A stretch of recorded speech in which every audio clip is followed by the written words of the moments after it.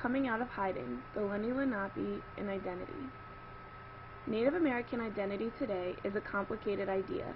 An individual may find it difficult in today's society to identify with any one particular group. Native Americans could identify with a specific tribe or multiple tribes, or not with a tribe at all. In fact, many Native American peoples may not identify themselves as Native Americans at all. This identity confusion can be traced back to the U.S. government's policy of assimilation. Assimilation entailed the suppression of Indian culture and the adoption by Indians of mainstream traditions and technologies. This reformist movement was the government's way of helping Native Americans become civilized. The belief was that for Indians to be equal to other Americans, they had to adapt to the culture around them. By allotting land to Indian families, the government attempted to change the Native American view of land to one of property and ownership, which is contrary to traditional values. With the introduction of boarding schools, the government proceeded to further subdue the traditional values of the Indian youth. These schools instructed the students in the ways of the white man and forced them to wear Anglo-American clothing and speak English while preventing them from practicing their cultures.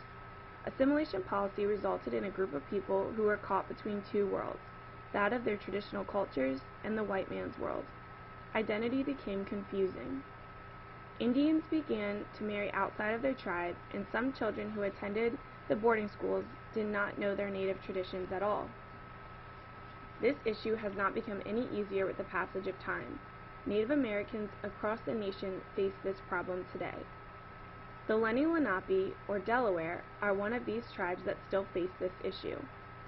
The Lenni-Lenape, whose name means original people, were called grandfather by other Algonquin tribes because many believed that they were the original tribe.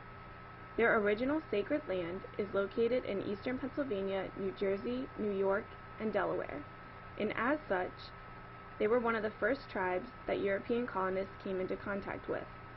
The tribe's initial interactions with the Europeans were good, and coexistence treaties were signed in 1683 between William Penn and Chief Tamamend. Ultimately, these relations soured, and eventually, under the new United States government, the Lenape were forced from their lands and subjected to the government assimilation policy. Currently, there are roughly 14,000 Lenape in the U.S., with most living on reservations in Oklahoma.